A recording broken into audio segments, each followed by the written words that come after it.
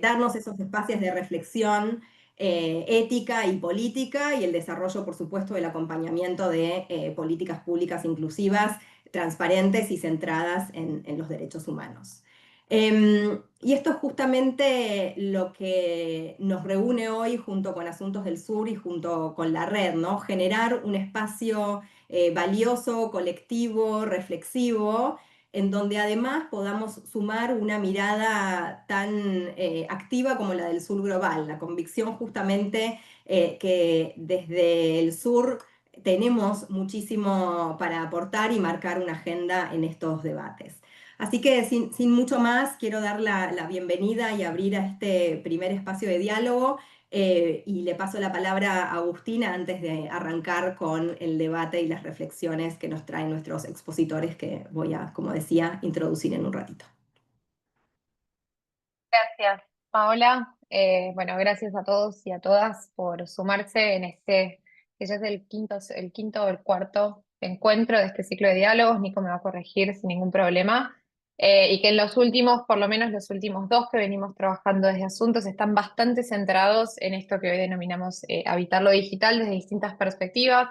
Cubrimos ya en el primero distintas estrategias para incentivar quizás más talento tecnológico en jóvenes, en mujeres profesionales dentro del sector de las TIC, donde en el último encuentro nos convocó un poco a debatir sobre qué rol tiene hoy la democracia en tiempos de inteligencia artificial, cuáles son las visiones desde el sur, cuáles son las mayores problemáticas que tenemos y qué correlación tiene la tecnología con la construcción democrática, que es un poco lo que trabajamos muy fuertemente desde Asuntos del Sur, y esto nos lleva a este ciclo de diálogos, a habitar lo digital hoy, para repensar un poco colectivamente desde una mirada un poco más interseccional, intergeneracional también, como sugiere la temática aquí, y convocarnos a ver cómo nos paramos frente a entornos digitales, de un poco, de una manera más crítica, sobre todo intentando ponernos en el lugar de niñas, niños y adolescentes que quizás hoy tienen más naturalizado el uso de estos algoritmos opacos, como señalaba Paola, y que también han trabajado varios de los panelistas que tenemos acá. Repensar qué herramientas tenemos desde el sur para básicamente sumarnos a esta conversación, aportar una mirada crítica, aportar reflexiones y aportar acción, que es un poco lo que nos mueve acá desde Asuntos del Sur, el llamar a la acción, problematizar las cuestiones, pero también encontrar una manera concreta y sencilla de poner manos a la obra para revertir una situación, o por lo menos para brindar un mejor escenario en el que las nuevas generaciones se puedan ir vinculando con algo que es un poco inevitable, que es básicamente la permeabilización de las tecnologías digitales y de estas grandes plataformas en nuestra vida.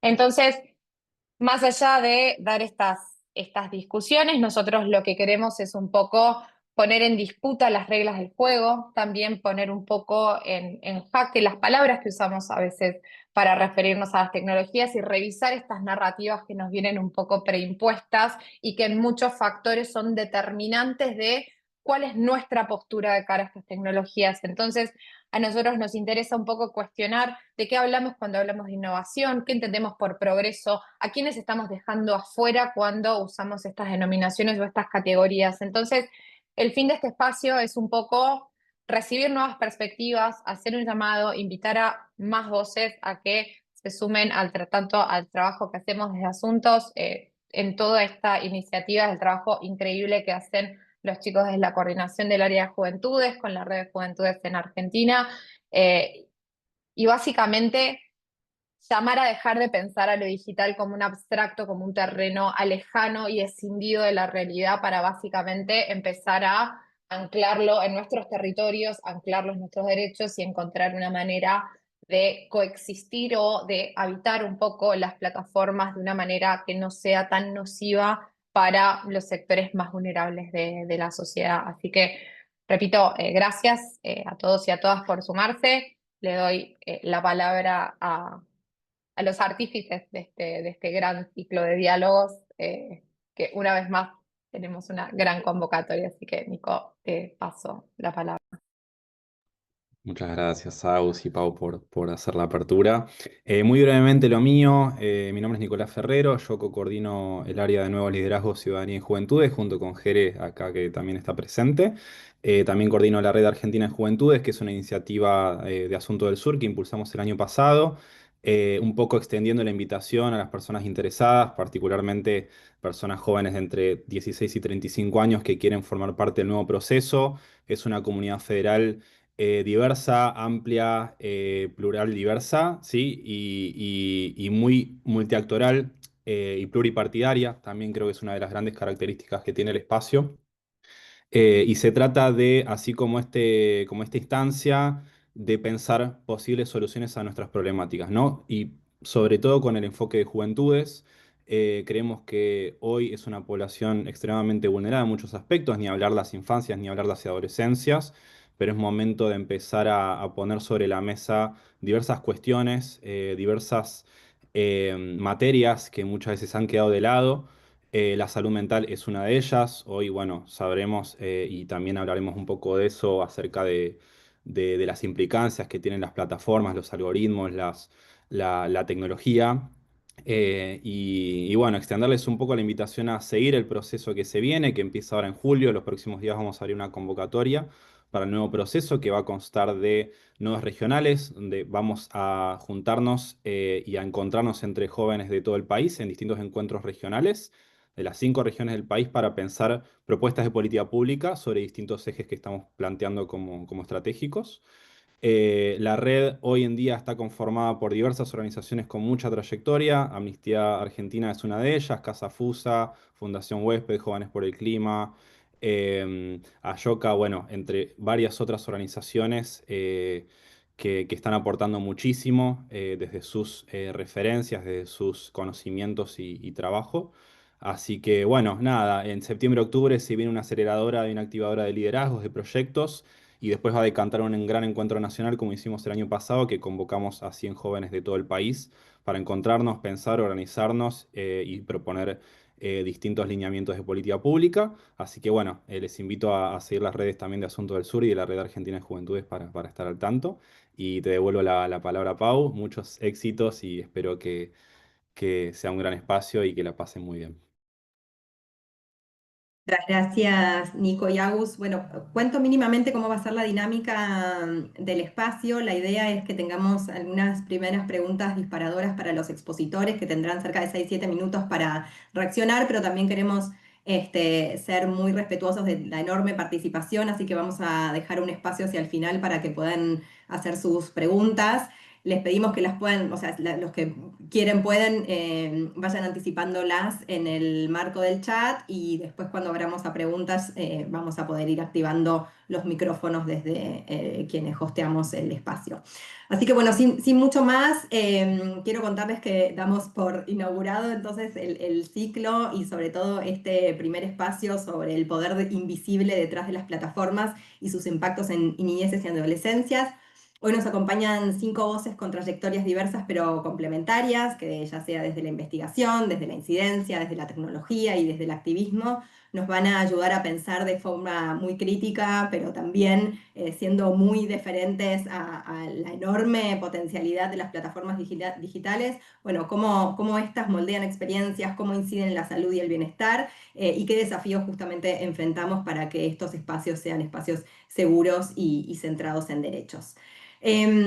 Bueno, la primera a la que voy a transmitirle la primera pregunta es Teresa Barrio Traspaderne. Teresa es parte del equipo de TEC de Amnistía Internacional. Lidera campañas sobre derechos digitales de niñas, niños y jóvenes y ha trabajado especialmente en el impacto de las plataformas como TikTok, la vigilancia selectiva y la violencia de género facilitada por la tecnología. Así que Teresa, las preguntas que se generaron o que se nos dispararon para vos están asociadas justamente a parte de tu experiencia. ¿Y cuáles son hoy, dirías, los principales riesgos que enfrentan niños, niñas y adolescentes en los entornos digitales y cómo se expresan los algoritmos en sus vivencias cotidianas y qué aprendizajes dejaron las campañas que buscaron incidir en su regulación? Bueno, muchísimas gracias, Paula, por la introducción y muchas gracias también por el espacio. Pues En primer lugar, cuando usamos redes sociales como por ejemplo TikTok, las personas jóvenes no solo ven videos divertidos, creativos. Detrás de todo eso, como bien sabemos, hay unos sistemas que se llaman algoritmos que deciden qué videos se muestran a los usuarios y cuándo.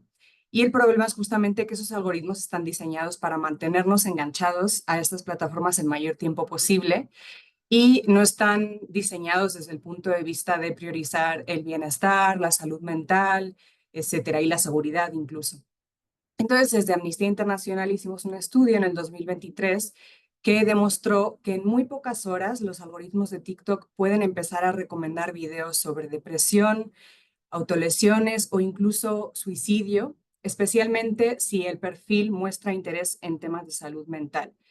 Y además este estudio que lo hicimos tanto de manera manual como automatizada, eran cuentas que simulaban ser usuarios de 13 años de edad en distintas partes del mundo y los resultados que arrojaba el estudio es que efectivamente muy rápido pueden aparecer estas espirales de contenido muy negativo que pueden afectar a la salud mental de las personas jóvenes. Además, TikTok recopila muchísima información personal sobre sus usuarios, qué te gusta, qué es lo que ves, pero incluso tu actividad en otras aplicaciones. Y todo esto lo hace con el fin de elaborar un perfil muy detallado sobre cada persona usuaria, incluidas las personas menores, y además con el objetivo de mostrar publicidad muy personalizada. Y esto puede hacer que los niños, niñas y jóvenes sean manipulados fácilmente porque la plataforma sabe cómo captar su atención y venderles cosas, etcétera, y también les puede potencialmente mostrar contenido peligroso.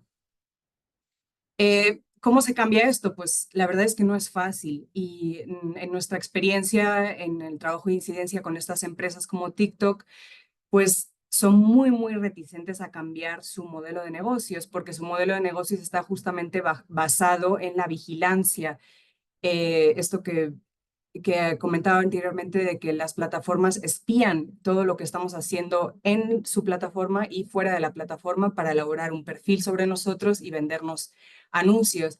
Con lo cual, estas empresas no quieren perder dinero ni dejar de recopilar datos. Entonces, se resiste muchísimo a este tipo de cambios que protejan a las personas jóvenes. Y bueno, sí es cierto que TikTok ha puesto filtros y opciones para controlar el tiempo de uso, pero no ha cambiado el problema fundamental que es el diseño de la misma plataforma que es adictivo y también la recopilación masiva de datos de menores y de personas jóvenes. Y luego, otro desafío al que nos hemos enfrentado es que, pues a pesar de que los principales usuarios de estas plataformas y sobre todo TikTok son personas jóvenes y también menores, no se consulta a estas personas cuando se crea o bien legislación por parte de gobiernos o bien cuando las plataformas están diseñando su manera de funcionar o implementando cambios. Sí es cierto que TikTok tiene un consejo de jóvenes, pero realmente hay muy poca información al respecto y no se sabe qué tan inclusivo o qué tan grande parece ser, aunque es un consejo muy pequeño. Entonces, las experiencias y las voces de las personas jóvenes no se toman en cuenta y por eso las soluciones no son siempre las mejores para ellos. Luego también hay otro problema que es que cada país tiene reglas diferentes y entonces no hay una protección universal de los derechos digitales de las personas jóvenes. Y además hay un problema creciente que es que muchos gobiernos están prohibiendo el acceso a las redes sociales a personas, por ejemplo, de menores de 16 años o de 15 años, pero desde Amnistía Internacional lo que creemos es que eso no es para nada la solución, porque en las redes sociales las personas jóvenes aprenden, expresan, conectan con otras personas, con lo cual lo que creemos que es la solución es que los gobiernos exijan a las plataformas que prioricen la seguridad sobre la adicción, que limiten la recolección de datos personales, que prohíban la publicidad dirigida a menores y también que evalúen el impacto de sus plataformas en los derechos de la infancia. Por eso desde Amnistía Internacional hemos lanzado una petición global para que TikTok sea una plataforma más segura para personas jóvenes Y lo que estamos pidiendo a la empresa es que se prohíba la publicidad dirigida a menores en todo el mundo. Esta prohibición ya es efectiva en Europa, pero lo que pedimos es que sea efectiva en todo el mundo. Y también que la personalización del feed de TikTok no sea automática y que las personas jóvenes puedan elegir de manera consciente y en un lenguaje en que puedan entender las personas menores también qué contenido quieren ver. Y también estamos pidiendo a TikTok que introduzca salvaguardias para evitar que las personas jóvenes caigan en estas espirales de contenido dañino y que estas medidas sean realmente efectivas.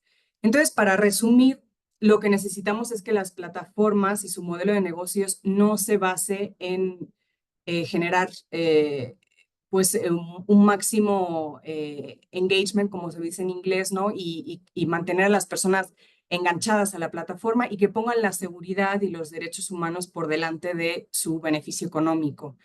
Necesitamos también que las empresas de redes sociales sean más transparentes, que escuchen a las personas jóvenes y menores y que los gobiernos creen leyes robustas para proteger los derechos digitales.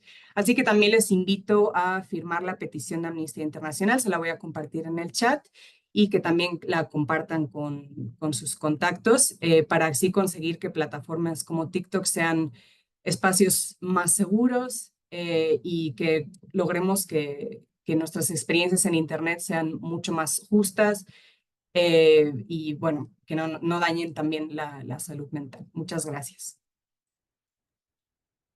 Bueno, muchas gracias, Teresa, y sí, avanza, porfa, en compartir el link para sumarse a la campaña. Bueno, ahí ya nos adelantabas, anticipabas algunos de los desafíos que desde Amnistía Internacional tuvieron a la hora de generar conversaciones o vínculos con las empresas, ¿no? Y que por supuesto tienen responsabilidades también en el marco internacional de los derechos humanos del sector privado, pero ha sido bien difícil torcer ese modelo de negocio tan consolidado. Y también anticipabas de alguna manera las estrategias que lanzamos frente al rol de los estados y por eso, bueno, me interesa especialmente escucharla a Sara Frati. Sara es abogada guatemalteca, especialista en derechos digitales, gobernanza de Internet e inteligencia artificial. Actualmente es gerente de alianzas estratégicas en ILDA, la Iniciativa Latinoamericana por los Datos Abiertos, donde promueve una gobernanza de datos e inteligencia artificial con enfoque de derechos humanos y ha trabajado extensamente en la protección de datos y la violencia de género digital. Sara, ¿cómo podemos, construyendo un poco con lo que decía Teresa, cómo podemos avanzar desde América Latina hacia marcos regulatorios de tecnologías emergentes que incluyan el bienestar psicoemocional de las juventudes y qué alianzas y qué principios son necesarios para ello? Pero bueno, primero que nada, muchas gracias por la invitación a este espacio. Me da gusto ver que hay muchísima gente de la región interesadas en estos temas y creo que nada, este tipo de conversaciones son súper necesarias también en un contexto en el que la participación ciudadana es fundamental para la construcción de políticas públicas y no solo políticas públicas relacionadas con tecnologías digitales, Internet, entre otras cosas. Bueno, primero que nada, la pregunta es fundamental. La región tiene un desafío y una deuda enorme frente a la regulación de las tecnologías digitales. Todavía hay algunos países de la región en las que carecen de protecciones o de salvaguardas en temas relacionados con protección de datos personales, con el reconocimiento del acceso a Internet como un derecho, entre otras cosas. Y también esto aunado a que el tema de las tecnologías digitales no es una prioridad fundamental. También hay nuevos desafíos alrededor de el uso de Internet, tecnologías y ahora también con la inteligencia artificial, pero en términos como de la construcción de marcos regulatorios, desde ILDA también abogamos por la construcción de este tipo de marcos regulatorios desde una mirada multisectorial, es decir, que no solo sea el gobierno con una empresa de tecnología construyendo estas regulaciones, sino que la voz de la sociedad civil es fundamental, de la academia, pero por sobre todo también cómo podemos traer las voces de diferentes sectores y poblaciones de la sociedad que de alguna u otra manera terminan siendo los que son más impactados por este tipo de regulación y de política. Y aquí estamos hablando obviamente de grupos tradicionalmente excluidos y en situación de vulnerabilidad, que muchas veces este tipo de tecnologías digitales tiene un impacto diferenciado en estos grupos, en la forma en la que se crean las tecnologías. Bueno, nada, sabemos que muchas de estas tecnologías son creadas eh, por hombres blancos del norte global, sin un conocimiento también de los contextos locales, de los desafíos, entre otras cosas. Y aquí también es fundamental cómo podemos también desde sociedad civil ser un portavoz también de las necesidades específicas de estos grupos. Y cuando hablamos específicamente de niñez, adolescencia y juventudes, también termina siendo un desafío, porque yo lo vivo personalmente. Tengo dos sobrinos menores de 13 años que están habitando Internet de una forma totalmente diferente a como yo la habito, y es muy probable que nada, las nuevas generaciones van a encontrar también la forma de este espacio digital, habitarlo de una forma completamente diferente. Antes hablamos de otro tipo como de espacios. Sí, las redes sociales pueden ser relevantes para algunas, o sea, para alguna generación, pero para otras hay otros espacios que también terminan siendo unos espacios de disputa. Los videojuegos, por ejemplo, también hay un temazo ahí que necesitamos como regular, abordar y también entender cómo se impactan de formas diferenciadas, pero creo que aquí también es donde necesitamos escuchar. La escucha activa es fundamental también para entender y escuchar no solo a estas poblaciones vulnerables, sino también entender y escuchar a cómo las propias empresas de tecnología están desarrollando y diseñando ciertas aplicaciones o herramientas para poder decir, sí, para este tipo de nueva herramienta que querés incorporar puede vulnerar derechos humanos, generemos como un balance ahí. También que los gobiernos tengan la capacidad de generar mejores regulaciones, pero es que esas regulaciones puedan ser implementadas adecuadamente.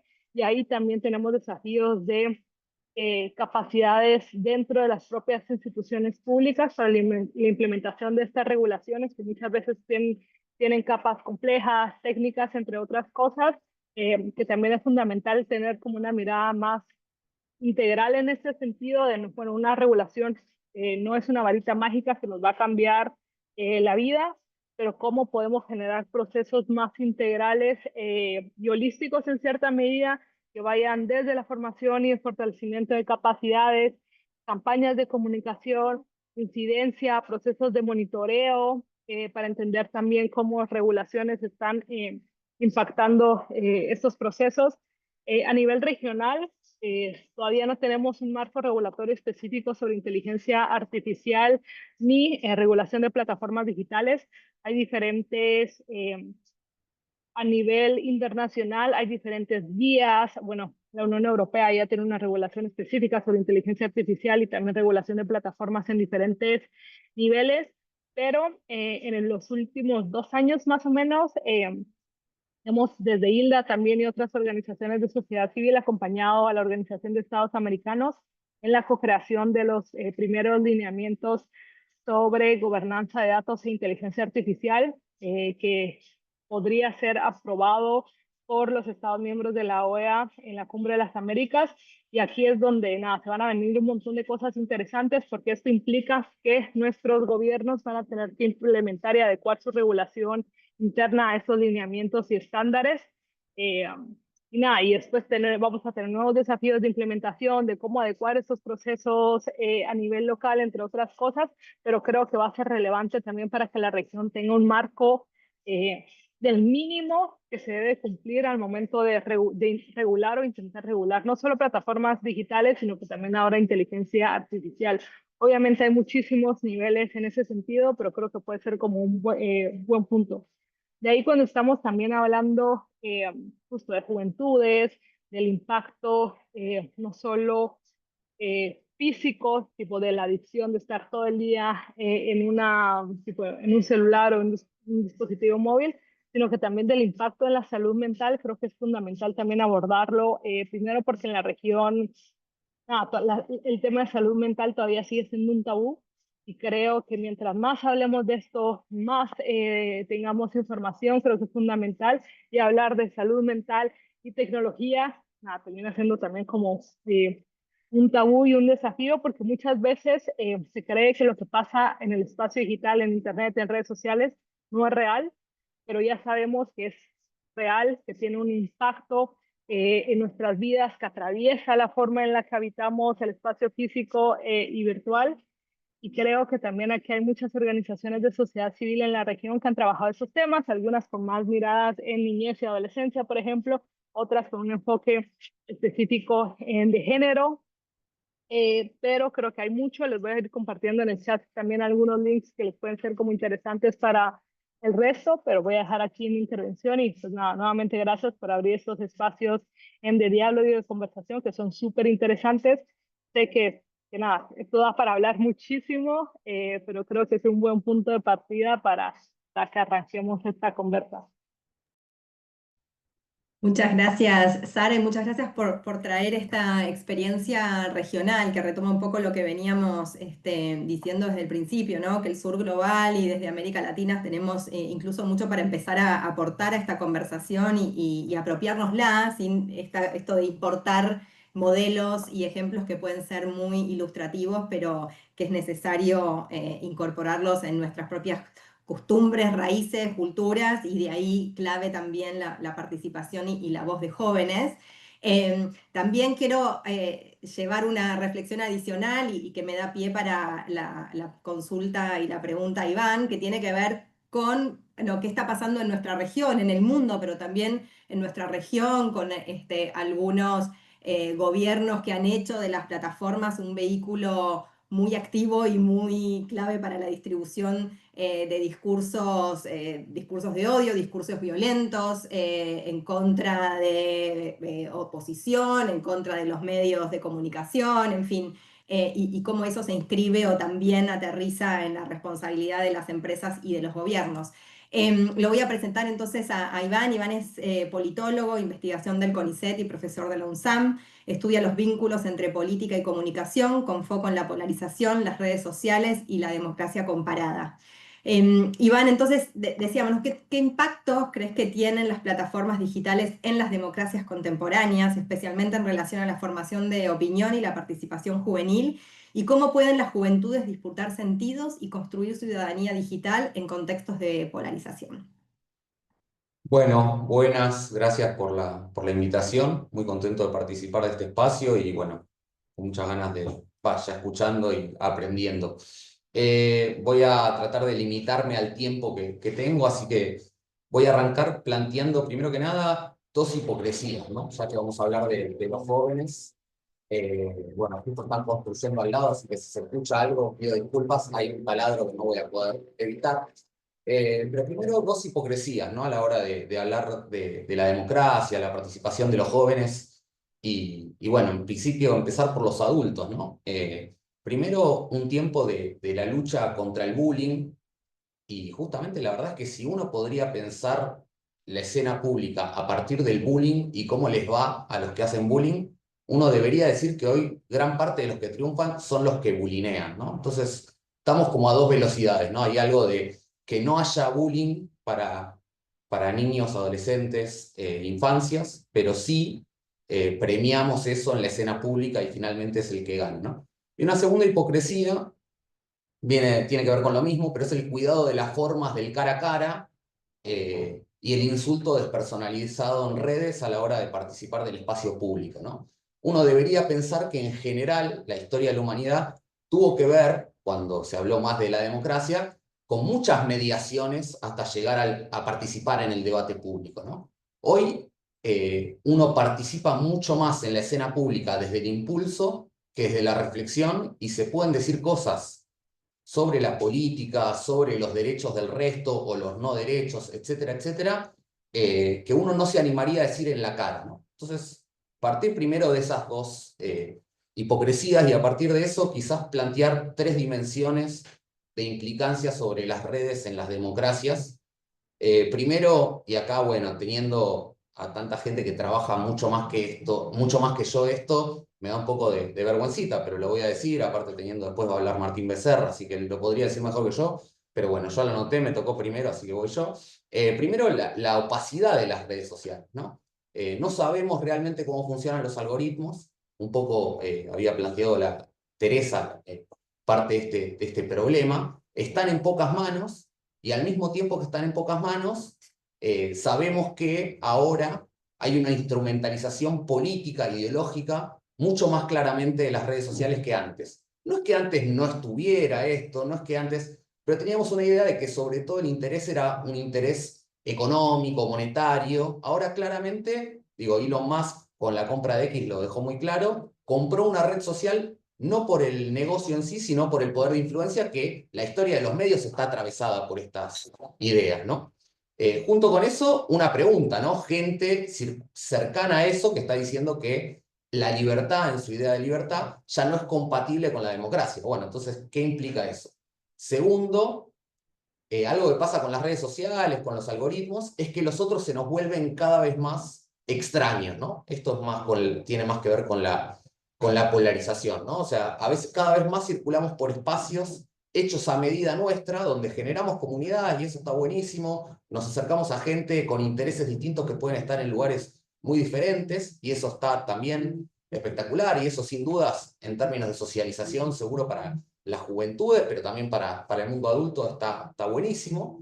Incluso se pueden generar agendas que antes no se podían, pero eso vino de la mano con que también el extrañamiento ante los otros genera que haya más deshumanización ante el resto, ¿no? Porque como tengo un efecto de mayoría, me permito decir cosas en esas comunidades que quizás antes, por un montón de mediaciones que habíamos hecho las sociedades humanas para no matarnos entre nosotros y para respetar ciertas cuestiones básicas, bueno, empiezan a romperse cada vez más, ¿no? Entonces ahí se incluye la estigmatización, la persecución y también la amenaza, y eso no solo no es castigado, sino que muchas veces en la democracia actual es premiado, entonces eso también es un problema.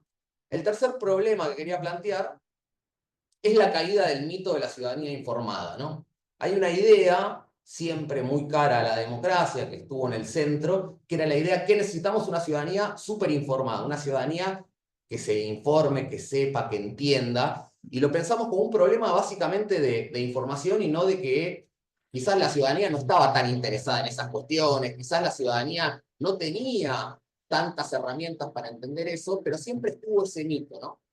Hay un politólogo que no me encanta su obra, pero en 1957 ya planteaba algo muy importante, que es Anthony Downs, que decía en el 57, cuando era mucho más, o sea, eran muchos menos las fuentes de información, y podríamos decir que hasta era más fácil informarse, porque había pocas fuentes de información, decía, en general, si uno lo piensa solo desde la perspectiva individual, hay que hacer demasiado esfuerzo para informarse, entonces lo más fácil es no informarse y seguir a ciertas personas en las que delegás que ellos informen por vos y lo seguís, ¿no? Y ahora estamos viendo algo de eso, probablemente, cuando empiezan a aparecer influencers, políticos, etcétera, etcétera, que son las brújulas para mucha gente, y a partir de eso llegan a comprender parte del mundo, lo vuelven inteligible, por supuesto, pero probablemente no en esa idea de una ciudadanía más informada y más preocupada por los derechos, y entonces ahí también tenemos, quizás, y ya con esto cierro, una idea de algunos de los dilemas, ¿no? La democracia, la voy a definir muy rápidamente y mal seguramente, es la convivencia en la diversidad, en la diferencia, y es la igualdad ante la ley, ¿no? Entonces, ahí una cosa que deberíamos decir es respetar a los otros, y cuando uno no respeta a los otros, cierta herramienta que hace que uno se llame al orden. Por supuesto, esto que estoy diciendo es un poco ingenuo, pues sabemos que las democracias no llegaron a ese estado, ¿no? Pero democracia es derechos civiles y derechos políticos. Tenemos toda una dimensión que nos interesa seguramente mucho a quienes estamos acá, que es la dimensión de los derechos sociales y probablemente económicos, pero bueno, no me voy a meter en eso. Derechos civiles y políticos, definición clásica de la ciencia política, hay democracia. Ahora, cuando eso no limita el poder del dinero, el poder de los poderosos, el darwinismo social, cuando los gobiernos o la información se pueden comprar tan claramente, tan desembosadamente, y cuando se señala eso, se dice, sí, esto lo hago y no pasa nada, bueno, ahí probablemente tenemos algún problema para el horizonte, y me parece, y acá perdón, porque básicamente ustedes me preguntaron algo sobre las juventudes, y yo al final no hablé tanto de las juventudes, me parece que también es un problema del mundo adulto, que deberíamos, en términos de juventudes, saber que, por supuesto, en ellos repercute muchísimo más probablemente, pero que también que los adultos deberíamos hacernos cargo de este mundo que les estamos dando. Dejo por acá, muchas gracias. Muchas gracias, Iván, por permitirnos incluso esta autocrítica y esta autorrevisión desde hipocresías a desmantelar mitos y hasta revisitar nuestras propias concepciones de democracia en estos contextos tan complejos y que de vuelta también me lleva a la pregunta de Martín, sobre todo en lo que hace al tema de la concentración de los medios y demás. Pero antes de pasar a su pregunta, lo voy a introducir. Martín es doctor en Ciencias de la Comunicación, profesor de investigación en la Universidad Nacional de Quilmes, la UBA y el CONICET. Es referente en temas de concentración mediática, regulación de medios y plataformas digitales. Martín, ¿qué consecuencias tiene la concentración del poder digital sobre la pluralidad de voces juveniles? ¿Cómo impactan los modelos de recomendación y la lógica de consumo continuo con el bienestar psicoemocional?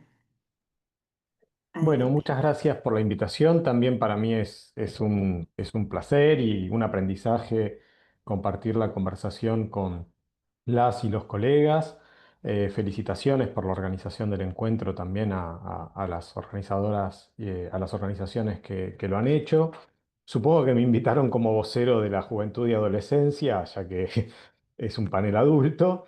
Y en ese sentido me gustaría comenzar con la respuesta sobre la concentración, señalando que la concentración en los entornos digitales asume, bueno, muchas dimensiones, ¿no? Tenemos concentración de datos personales, ya han aludido a esto, con la elaboración de perfiles, lo que una regulación legal debería limitar y en menores de edad prohibir directamente, ¿no? La elaboración de perfiles basados en la extracción desmesurada de datos personales, en su procesamiento, comercialización, en fin. También la otra dimensión de la concentración tiene que ver con quién y cómo organiza la dieta de información, de entretenimientos, la jerarquización y la edición de contenidos que básicamente permean la forma en que nosotros conversamos socialmente, ¿no? También hay abusos de posición dominante, es decir, de hiperconcentración en vastos campos de la economía. Sobre este punto, sobre esta dimensión específica, sí hay bastante actividad judicial, yo diría denuncias, en fin, juicios que se llevan a cabo en tribunales tanto en Europa, en los Estados Unidos. Bueno, em, voy a detenerme en una de esas dimensiones, que es esta del control sobre lo que se dice y el registro de movimientos y conversaciones en manos de un puñado de conglomerados tecnológicos que, un poco como decía Iván, ¿no? Son discrecionales en sus decisiones, son opacos en los filtros y en la configuración algorítmica que imponen a las personas usuarias, incluyendo obviamente los sistemas de recomendación de contenidos. Son también muy turbios en la información sobre su propio desempeño, son discriminadores de buena parte del mundo por razones geográficas, culturales y económicas. Por ejemplo, cuando cambiaron las grandes compañías, Zuckerberg lo anunció en las vísperas de la asunción de Trump y YouTube lo está haciendo, de Google lo está haciendo ahora, cuando cambiaron los sistemas de, entre comillas, moderación de contenidos. Bueno, siempre el punto de referencia es los Estados Unidos y el resto del mundo es ajeno a eso, cuando más del 90% de los usuarios de esas plataformas están afuera de las fronteras estadounidenses, ¿no? Son autónomos respecto de otros actores, actores republicanos, pienso en la Corte Suprema de Justicia de Brasil, nos guste o no lo que hacen los jueces. Yo tengo, digamos, comentarios críticos que podría hacer sobre la intervención de la Corte Suprema brasileña, que es cada vez más activa en esta materia, pero es un poder republicano en un país democrático, ¿no? Eh, con decisiones que, en fin, afectan la vida, afectan los negocios, afectan la sociabilidad, afectan las percepciones de miles de millones de personas y de organizaciones en el mundo, y esas decisiones son inapelables por esas miles de millones de personas, y eso tiene que ver con la concentración, ¿no? Ahora bien, las voces juveniles son, por definición, emergentes en cada tiempo histórico, carecen de poder en la tradición que sedimenta y consolida las experiencias previas. Marx tiene una frase muy bonita sobre esto, sobre la experiencia de las generaciones antiguas que opera como una asfixia, digamos, sobre las nuevas generaciones. Y las voces juveniles, esto quiero decir en el pasado, en nuestro presente y también en el futuro, están cargadas del potencial de lo que vendrá, pero que eso todavía no ha cristalizado en un nuevo status quo. Eso es lo que define un poco a la juventud. Y ese potencial contiene la emergencia de nuevos valores, contiene emergencia de conflictos intergeneracionales, contiene necesidades y contiene temperamentos que son nuevos, ¿no? Nosotros con Amnistía hicimos el año pasado, como decía Paola, una investigación sobre usuarios de TikTok en la Argentina y es muy interesante escuchar y observar la experiencia de uso y apropiación de de esa red por parte de adolescentes y jóvenes de distintas ciudades del país. Por ejemplo, ahí aparece la cuestión del tema del anonimato, que me genera muchas contradicciones, porque yo soy un defensor por motivos, digamos, de la doctrina universalista de libertad de expresión, de la posibilidad de que personas, sobre todo en posiciones subalternas, puedan hacer uso del anonimato. Pero también es cierto que hay redes como Instagram, por ejemplo, donde la asociación entre cuenta e identidad es más directa que en Twitter o en X, donde la violencia de esa red es diferente, es mucho más moderada en la experiencia de las personas usuarias, ¿no? Con esto, insisto, no quiero entronizar la experiencia de las personas usuarias como si fuera la verdad, pero es un nivel de registro que, por supuesto, hay que tener, ¿no? Quiero dejar un par antes de finalizar, porque se me está acabando el tiempo, lo tengo acá cronometrado, un par de conclusiones vinculadas con el tema de salud mental que Paola preguntaba también. Eh, Efectivamente, las personas usuarias tienen una sensación de adicción directamente con el teléfono móvil en general y con algunas redes en particular. TikTok más que otras. TikTok más que otras. Pero en general con todas las redes, ¿no? Una sensación de adicción.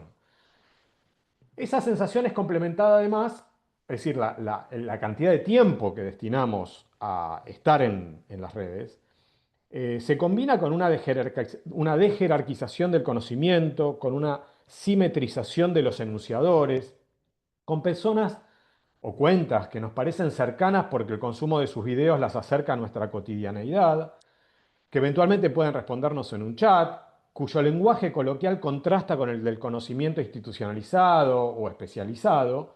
Entonces, eso conduce también muchas veces a que sea más sencillo realizarse autodiagnósticos, tutoriales sobre cuidado de la piel, sobre trastornos alimenticios, sobre enfermedades mentales.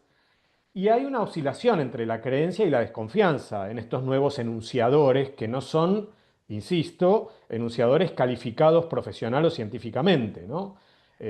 Hay una simetrización en ese sentido. Y esa situación conduce a una tendencia a tramitar nuestros problemas, sobre todo los de adolescentes y jóvenes, yo digo nuestros, pero en fin, adolescentes y jóvenes, a tramitar los problemas de salud o los síntomas en consumos en redes que coincide con la documentación más sistemática que han elaborado las autoridades sanitarias en Europa y en los Estados Unidos. Alguien preguntaba en el chat recién si tenemos datos sobre salud mental y estos temas en América Latina. Lamentablemente no.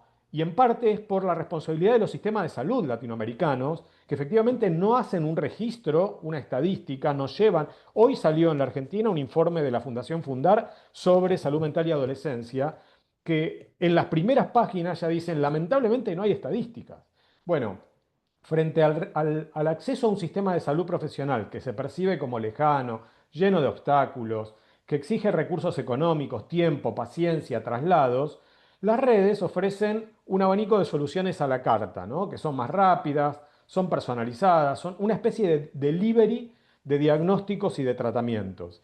Y eso efectivamente debería interpelar a los poderes públicos, a las autoridades sanitarias, a las organizaciones de la sociedad civil, porque es un cambio significativo que sobre todo afecta a los sectores más jóvenes por una cuestión de recursos y de accesos.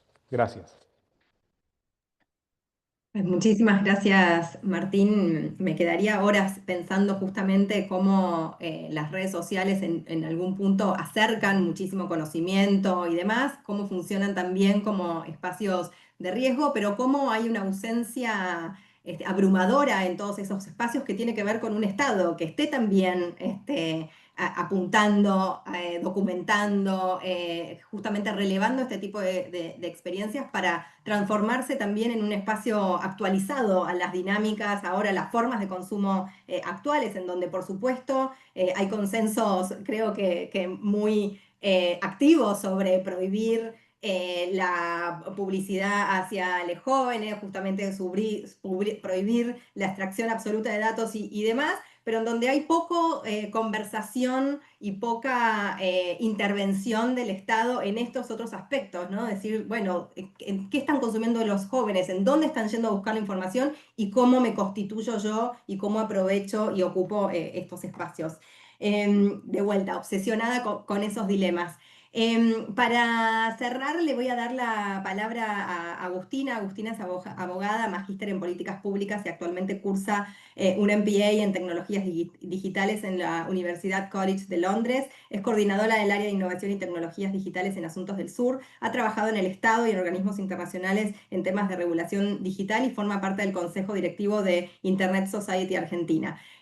Agustina, como para cerrar y antes de pasar a las preguntas del público, ¿qué principios crees que deberíamos o que deberían orientar el desarrollo de tecnologías digitales desde el sur, ¿no? Otra vez esta pregunta de qué podemos aportar desde el sur global y cómo imaginar una gobernanza digital que incluya justamente a las juventudes de manera activa. Bueno, gracias. Qué difícil ser la última después de tantas reflexiones. Em, Yo posiblemente siembre más dudas que otra cosa, porque tomando un poco esto, ¿no? ¿Con qué principios queremos desarrollar tecnologías digitales? Hay obviamente una aseveración medio intrínseca de que queremos desarrollar tecnologías digitales. O sea, hay algo de, desde el sur tenemos que empezar a pensar qué tipo de tecnologías necesitamos, porque claramente, como señalaron varios de los participantes anteriores, hoy somos como usuarios receptores, ¿sí? De una serie de tecnologías, de plataformas que funcionan a nivel global, que están muy lejos de ser neutrales, que tienen atrás principios, valores, visiones del mundo, tienen muchísima política y que hoy responden obviamente a un grupo acotado de quienes las están desarrollando, que creo que es como señalaba Sara, son estos varones blancos del norte global, ahora también llamados los broligarcas, como formando esta nueva oligarquía en un campo que se erige por encima de los estados, por encima de cualquier estructura formal de toma de decisiones o de gobierno, con el agravante obviamente de que hoy también son gobierno, están de alguna manera vinculados a básicamente la potencia que hoy lidera la batuta de las tecnologías digitales, que es Estados Unidos, que como decía Iván, ahora salió del gobierno Elon Musk, pero que había una visión y una manera de entender que estas plataformas son un poco las que definen cómo terminamos interactuando, porque el campo digital es claramente hoy una realidad y quizás una arena un poco más no más importante, pero con mayor atención de ser abordada de alguna manera que el campo terrenal. Entonces, creo que acá hay un principio que es fundamental, que está asociado a la soberanía digital. Y cuando pensamos la soberanía digital es como un poco importante sacarnos de la noción tradicional. Yo soy abogada y cuando a mí me dicen Estado soberano, pienso en un territorio, pienso en fronteras, pienso en manera de tomar decisión. Y cuando pensamos en la soberanía en el campo digital es un poco más complejo, porque desde sus inicios de Internet no hay fronteras. Gobernar de alguna manera una infraestructura masiva transnacional apelando solamente a la cooperación o a los principios del derecho internacional es un poco complejo y ha demostrado no ser eficiente, porque desde los 80, 90 que se masifica Internet, seguimos teniendo los mismos inconvenientes, seguimos dándonos los mismos debates sobre cuál es el modelo de gobernanza real, porque de alguna manera asociamos siempre el pensar medidas de gobernanza por temas sin entrar mucho en la discusión profunda que está vinculada a la política atrás de la tecnología, a la cuestión cultural que está asociado. Y esto es creo que lo que debería estar un poco más embebido cuando hablamos de soberanía digital, que es esto, es pensar a la tecnología desde nuestros horizontes, desde nuestras formas de entender cómo nos queremos organizar como sociedad, cuáles son nuestras urgencias y cuáles son los principios que nos mueven y que nos contribuyen un poco a ser comunidad.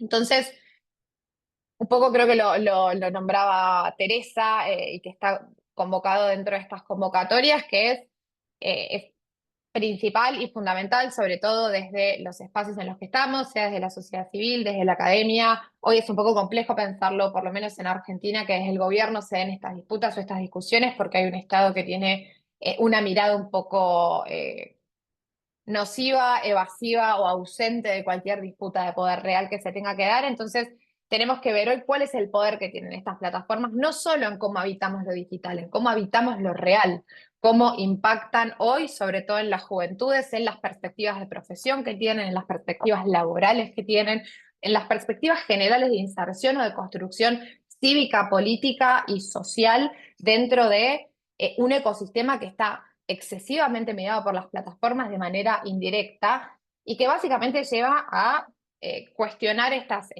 estructuras de gobernanza privadas en las cuales hay determinados grupos que deciden cómo vamos a interactuar, qué cuestiones vamos a hacer, qué cuestiones son aceptadas, qué cuestiones son premiadas, qué cuestiones son censuradas, y contraintuitivamente con algunas cuestiones que se vienen comentando a veces de la potencialidad y la oportunidad de información que da Internet.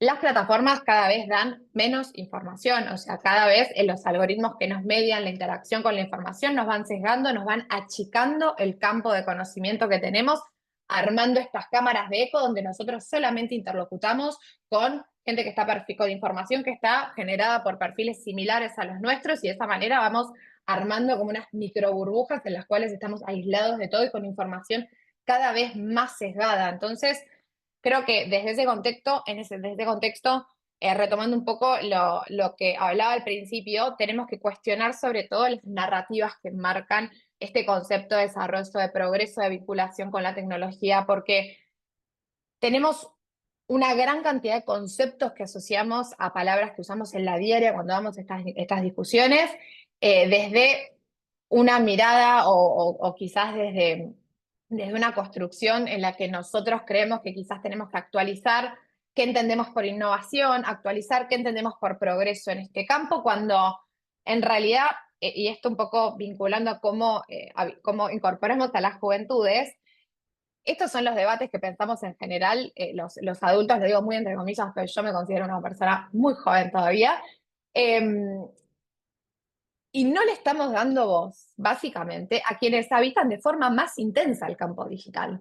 Porque muchos de nosotros entendemos un poco cómo funcionan los algoritmos, entendemos cómo funcionan las redes sociales, como decía Sara, entendemos también cómo funciona levemente el campo de los videojuegos, que son nuevos espacios que generan nuevos tipos de interacciones, pero básicamente los que están inmersos 100% en esos campos, que toman sus lenguajes, toman sus códigos de comportamiento y las formas de habitar el mundo de ahí, son las juventudes que hoy no tienen, me parece, los espacios o las voces para, de alguna manera, ver cómo vamos a encauzar esta gobernanza digital en la cual damos por sentado que, bueno, tenemos grupos de nativos digitales que quizás requieren algún tipo de formación o de refuerzo del abordaje crítico de la información que reciben en Internet o de lo que fuere de capacitación, pero me parece que en todo el debate vinculado a la gobernanza, tanto de la tecnología como de inteligencia artificial, creo que cuando hablamos de las juventudes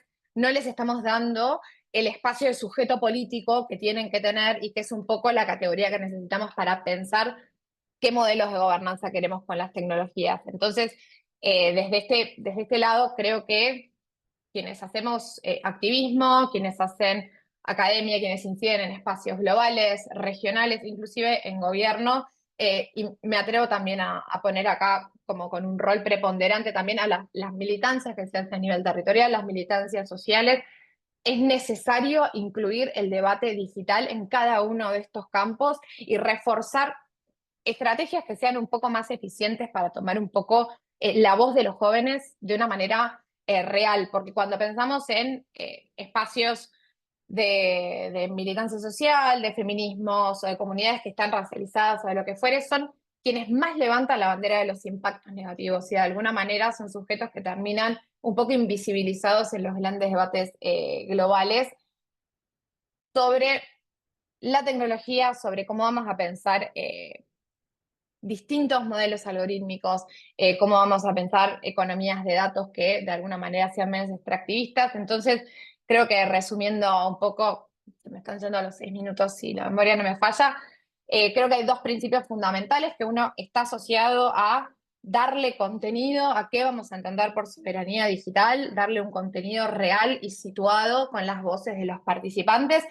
y sobre todo entender que cualquier modelo de gobernanza para las tecnologías y demás es una decisión política, porque no estamos hablando de qué regulación es más eficiente, estamos dando una disputa de poder en la cual de alguna manera tiene que haber una intervención concreta, e insisto con esto, en el contexto que estamos en Argentina, en el cual ese rol que sería un poco evidente que tome el sector público para tomar políticas de incidencia o de intervención concreta ante abusos o vulneraciones de derechos humanos, que hoy está vacante, me parece que es más que importante que desde el tercer sector, desde la academia e inclusive con algunos actores del sector privado, pensemos de qué manera podemos dar como contenido. Siento que es eso, de qué manera no solamente visibilizamos los problemas, sino pensamos qué acciones concretas se pueden tomar o qué alternativas hay, dándole un poco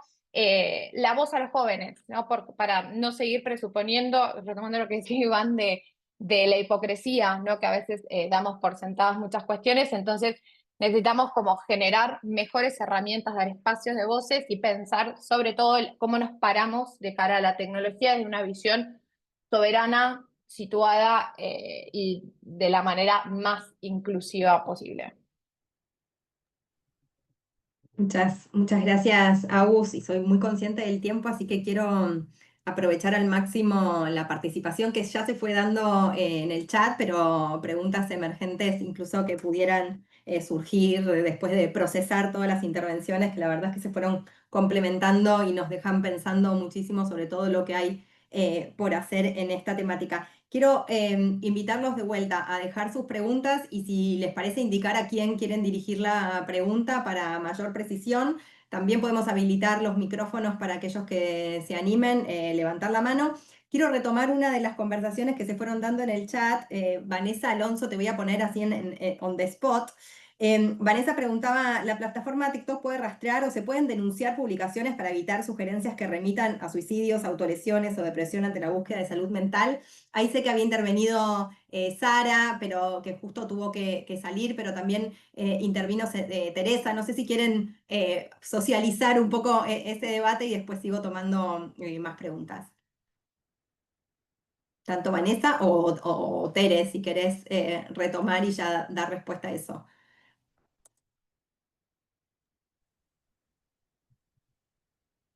Sí, pues justo lo que comentaba en el chat es que sí hay maneras de investigar, de investigar de una manera como muy técnica, o sea, no cualquier persona puede hacerlo. Investigar los hashtags que se usan para hacer referencia a temas de salud mental, y cómo pues en la investigación que hicimos se abrieron cuentas simulando ser usuarios de 13 personas, de 13 años en distintas ubicaciones. Y luego se hizo una revisión manual de todos los videos que arrojaba el algoritmo a estas cuentas, que nada más con indicar un interés en temas de salud mental en general, lo que demostró la investigación es que en muy poco tiempo el algoritmo arrojaba contenido muy problemático, que romantizaba el suicidio, etc. Y el problema con la moderación de contenidos es que en gran parte no la ven personas, sino que se realiza de manera automatizada. Y para estas inteligencias artificiales es muy difícil discernir cuando se usa lenguaje alegórico, lenguaje en clave, referencias indirectas. Es muy difícil que el algoritmo pueda de manera automática pues, quitar esos contenidos de la plataforma, pero también obviamente como personas usuarias, en cuanto detectemos contenido problemático, podemos reportarlo.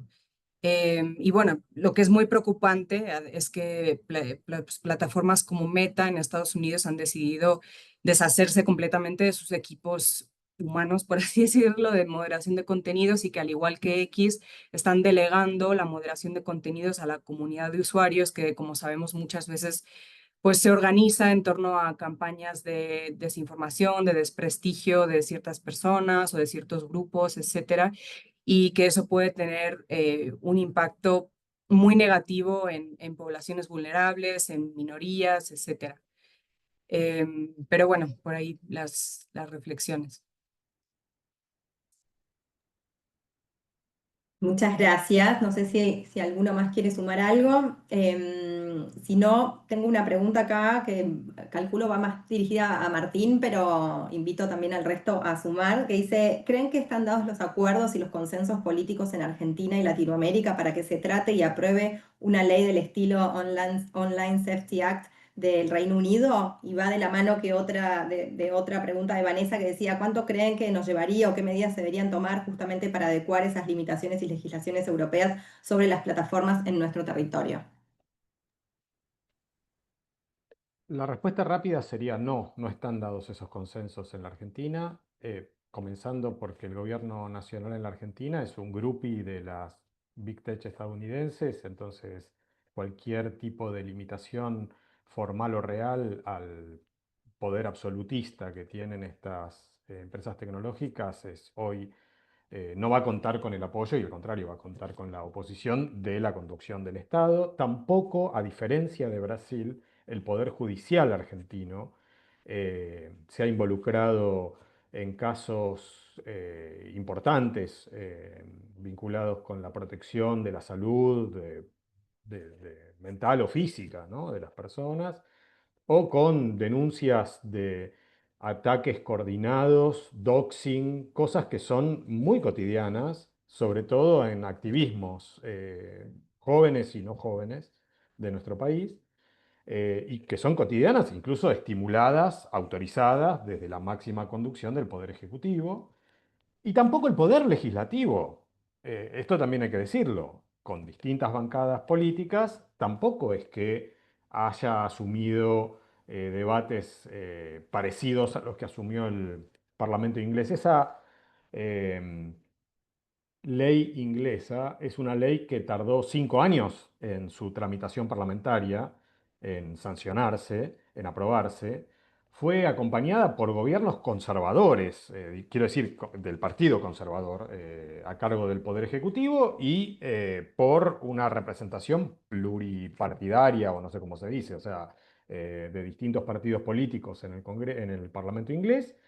Fue suscitada por un caso dramático de un suicidio adolescente y bien, y vio la luz. Y contemporánea a esa ley en la Unión Europea se sancionaron leyes que, sin ser exactamente iguales, también buscan como objetivo central proteger a las personas usuarias, sobre todo a las personas menores de edad. Bueno, no están dadas las condiciones en la Argentina, yo diría tampoco a nivel regional. Repito, con la excepción de Brasil, estos temas no están en la agenda pública en nuestra región. Y es importante promover el debate social y político para introducirlo en la agenda, porque los temas no entran en agenda, vamos a decir, de manera por generación espontánea, sino que responden a un estado de organización, de conciencia, de debate de la sociedad. Eh, entonces, de hecho, creo que sería contraproducente que un gobierno o un diputado o una senadora consiguiese mayoría artificial para sancionar una ley si es que no hay un consenso social que la sostenga, ¿no?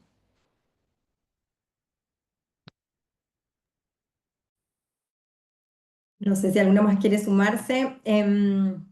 Tengo otra acá que dice, ¿la violencia en espacios presenciales se traslada a lo digital o al revés? Entendiendo que ambos territorios son reales, ¿qué pasa con esta violencia y el anonimato?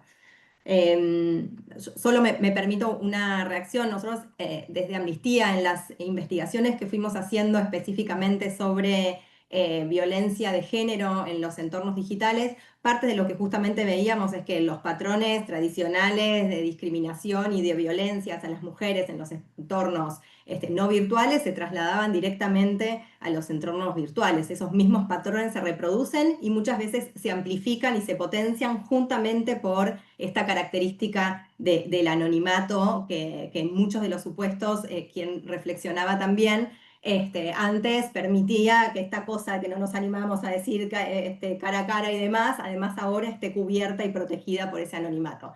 Sin embargo, también siento que en el contexto actual, esa idea del anonimato y esa idea de la protección detrás de un usuario que hasta ahora no era visible y no nos enteramos, se fue perdiendo y hoy se corrió por completo el universo de lo decible y casi que la identidad forma parte y forma un sello, digamos, y una firma de ese tipo de violencias, ya sea hacia las mujeres o como bien mencionaba Martín y otros recién, bueno, la amplificación hoy de la violencia que viene de las grandes autoridades, de quien embiste la figura presidencial, que también lo que genera es una habilitación absoluta de la violencia y que sí ocurre, como bien mencionaban también en la pregunta, el efecto opuesto. Eso que se traduce en una violencia digital ahora también pasa con total impunidad al universo físico.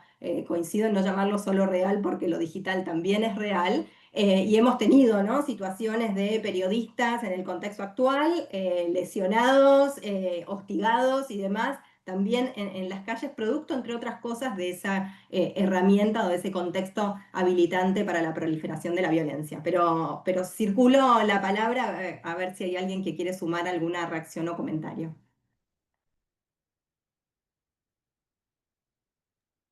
Bueno, se hizo el silencio. Dale, Em, Agus.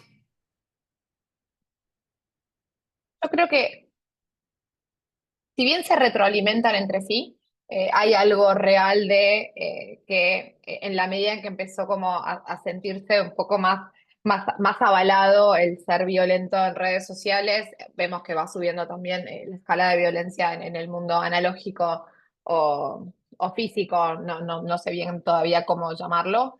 Em, pero creo que también hay como una decisión de los códigos, porque pensando por lo menos en algunos hechos recientes, perdón si estoy muy pesada con los ejemplos de Argentina, pero lo tengo como ahí.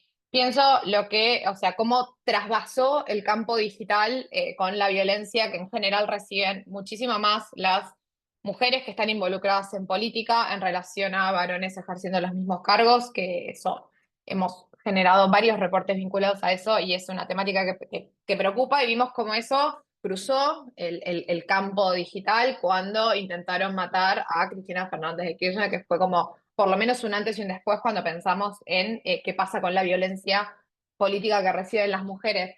Pero también pensaba en el último año y cómo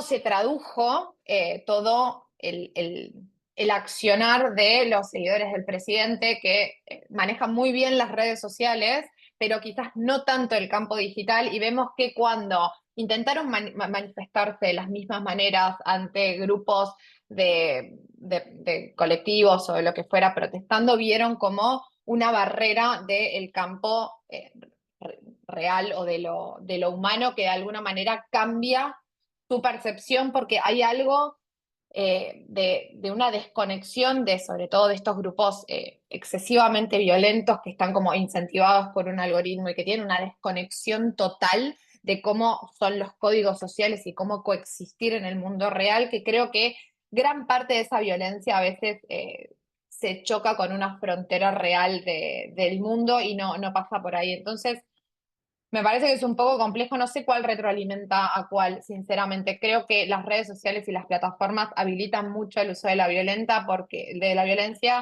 avalados en el anonimato, y creo que regulatoriamente es un poco complejo abordar eso, porque habían preguntado por la ley de acá del Reino Unido, que la realidad es que no ha generado grandes resultados en la práctica. Es un gran consenso político y siento que eso es una cuestión real para ponerle un freno a determinadas prácticas que consideramos indeseadas como sociedad, pero también viene desde este lado. O sea, la respuesta en algún punto sí tiene que ser política y sí tiene que ser social de cómo vamos a básicamente avalar o a encauzar un poco el accionar digital que estamos viendo y que que está problematizado y que se conocen los impactos y cómo esto pasa. Entonces, me parece que la sociedad está más violenta como concepto, plano real y plano digital. Hay determinadas interacciones que los algoritmos premian ciertos contenidos radicalizados y que creo que muchos grupos avalados en el anonimato y el poder esconderse que generan estas plataformas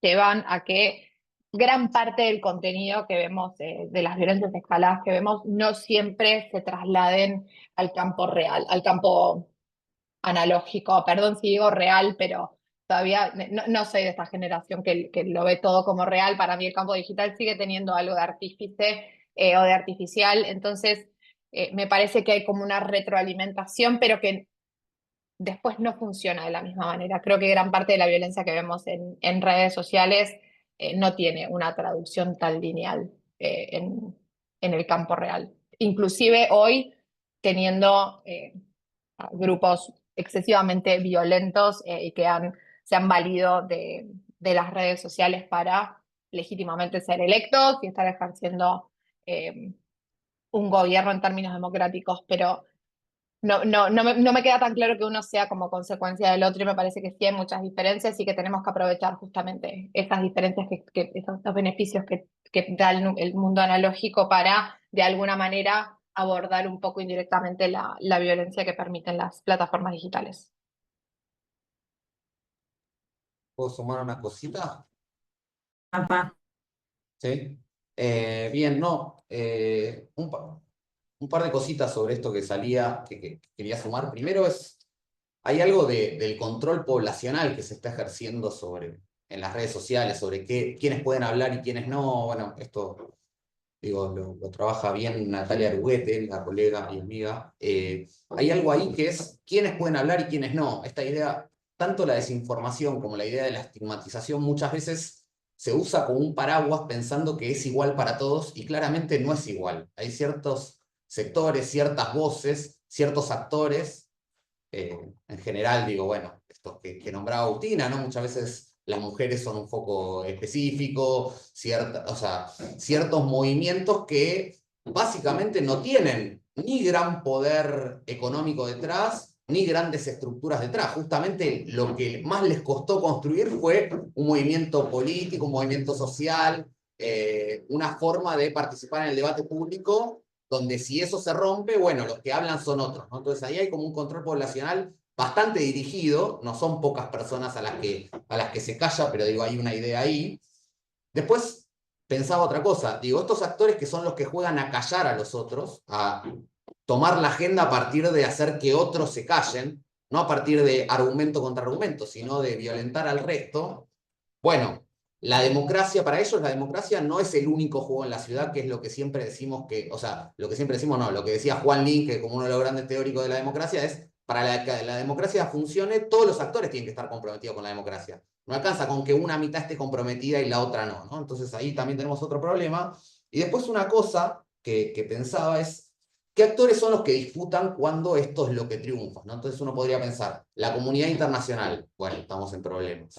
El gobierno o el Estado Nacional, estamos en problemas.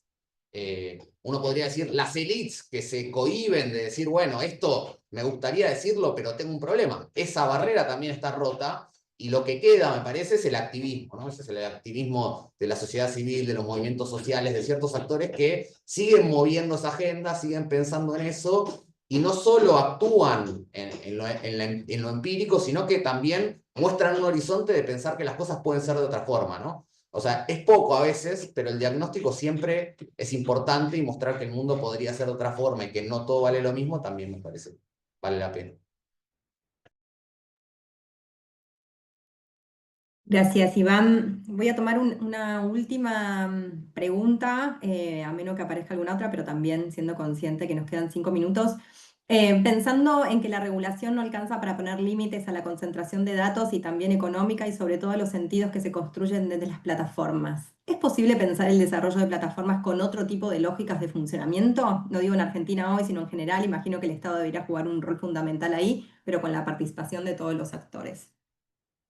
No está dirigida a ninguno, así que a abrir el micrófono. Y justo estaba escribiendo en el chat contestando a esa pregunta.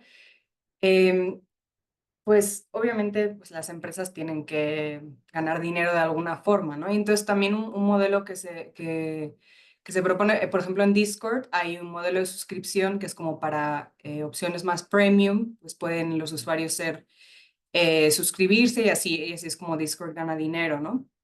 Entonces eso bien como este modelo de que las personas se suscriban o tengan, bueno, eso sería en cualquier caso, pues impedir el acceso democrático, por así decirlo, a las plataformas, pero que haya como algún tipo de, sí, como de características más premium por las que se pague. Y luego también que o sea, un modelo alternativo a la vigilancia, o sea, esta publicidad tan personalizada que se basa en la vigilancia de todo lo que hacemos en la aplicación y fuera de esas aplicaciones, la solución sería que los anuncios se basen en información más genérica sobre las personas usuarias y no en información sensible. Es decir, por ejemplo, en qué país está la persona usuaria, qué idioma habla, etcétera. Y luego sobre cómo nos gustaría que operaran las plataformas, pues que las personas pudiéramos elegir si queremos que el algoritmo personalice el contenido o no, y que las plataformas nos den la opción de decidir si queremos eso o no, y si elegimos que el algoritmo no nos espíe para arrojarnos contenido, que podamos domar nosotras mismas el algoritmo y decirles de manera activa a la plataforma qué tipo de contenido nos interesa. Y así pues personalizar nosotros mismos el tipo de contenido que queremos ver.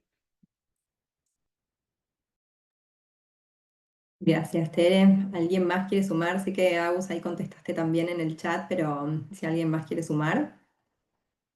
Paso un pequeño chivo para quien le interesa, entiendo que está grabado, sobre plataformas que disputan un poco esto. Desde Asuntos vimos una charla hace 2 meses más o menos, perdón, está en inglés, creo que la estamos traduciendo, sobre distintas plataformas y herramientas de seguridad digital para activismo en el marco de CALAID, que es una iniciativa de activismo ambiental, que justamente trae a colación varias plataformas que disputan este sentido. Yo obviamente traje un ejemplo argentino, para quienes no conocen a los compañeros de CopCycle, que justamente desarrollaron una plataforma que tiene como una disputa política inherente que me parece sumamente interesante, pero hay varias plataformas hoy.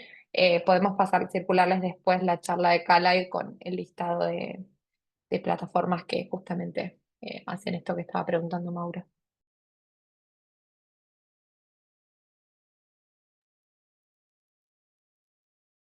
Muchas gracias. ¿Alguien más o quiere reaccionar?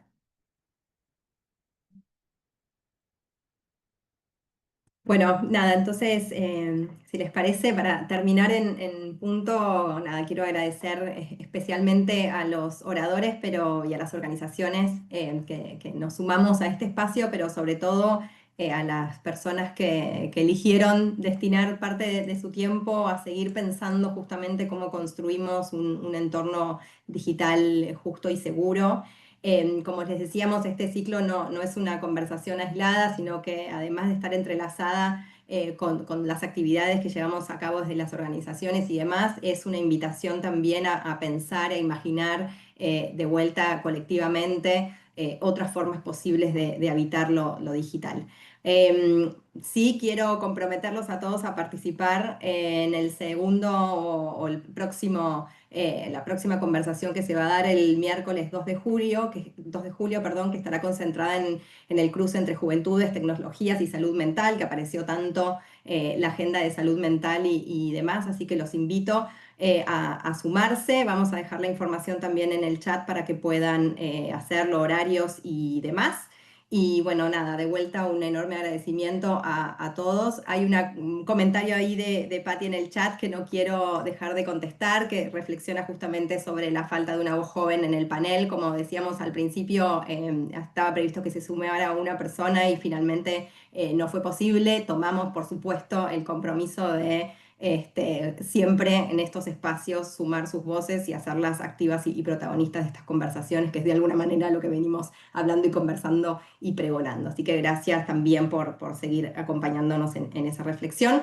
Bueno, doy por cerrada la conversación. De vuelta, muchísimas gracias a los oradores. Ha sido un placer y un enorme aprendizaje escucharlos.